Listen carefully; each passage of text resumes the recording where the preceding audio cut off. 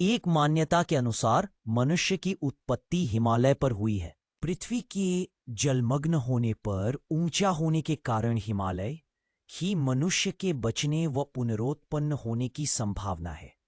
गर्म पृथ्वी हिमालय पर ही सबसे पहले ठंडी होने से वहां सबसे पहले मनुष्य के जीवन के लिए उपयुक्त जलवायु व भोजन की उपलब्धता की संभावना थी। समशीतोष्ण जलवायु मनुष्य की संतति के लिए सबसे उपयुक्त है, जो सबसे पहले हिमालय पर ही पैदा हुई होगी। यहां अभी भी प्रमाण स्वरूप मूल मानव रहते हैं। हिमालय पर सभी रंग के विकास व विस्तार की परिस्थितियां उपलब्ध हैं।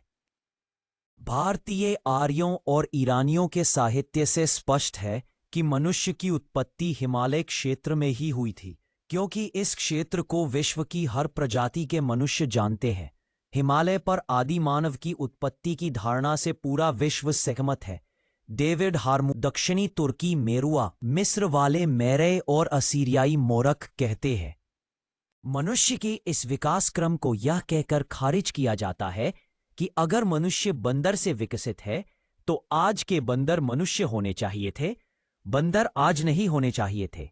मनुष्य चिंपांजी, गोरिल्ला, ओरंगुटान, जल मानुष या वन मानुष से विकसित होता तो ये प्राणी आज नहीं होते, क्योंकि वो पूर्व में कभी मनुष्य में रूपांतरित हो गए होते। अब स्पष्ट है कि मनुष्य जिससे भी विकसित हुआ है वह प्राणी सिर्फ मनुष्य जैसा ही रहा होगा, परंतु अविकसित और असभ्य।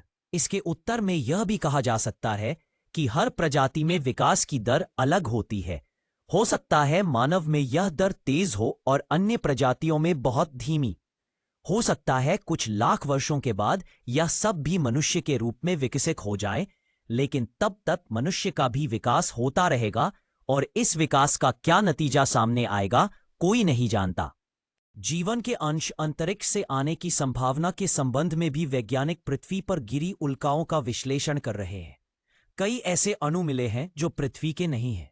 कहा जाता है कि पृथ्वी पर जीवन उल्का पिंडों के माध्यम से आया। मंगल पर जीवन के लिए अनुकूल परिस्थितियां थी। इस संबंध में बहुत से अनुसंधान चल रहे हैं।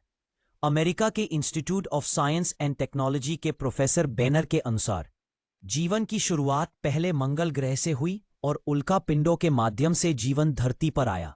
शायद कुछ वर्षों में हम इस रहस्य से पर्दा उठा पाएं। वैज्ञानिक जीवन की संभावना के 3 जरूरी तत्व आरएनए, डीएनए और प्रोटीन कैसे एक साथ आए होंगे, इस पर भी खोज कर रहे हैं।